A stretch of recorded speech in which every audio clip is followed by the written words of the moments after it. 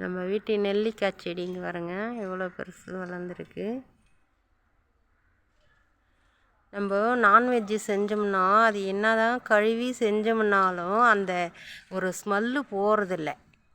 இது ஒரு ட்ரிப்ஸாக எடுத்துக்கங்க.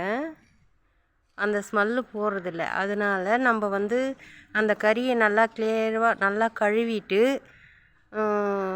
அதுக்கடுத்து இந்த அரிசி சாதம் அரிசி வடிக்கிற தண்ணி, அரிசி கழுவின தண்ணி எடுத்து அதில் ஒரு 1 ஹவர் கொஞ்சம் லைட்டாக சால்ட்டு உப்பு கொஞ்சம் போட்டு நல்லா கலக்கி ஒரு 1 ஹவர் ஊற வச்சுட்டு அதுக்கு அடுத்து எடுத்து நல்லா புழிஞ்சி நல்லா ஒரு 3 முறை அப்படி நல்லா கழுவி க்ளீன் பண்ணிவிட்டு புழிஞ்சி எடுத்துட்டு போட்டு நான்வெஜ் செஞ்சோம்னா அந்த ஸ்மெல்லு இருக்காது.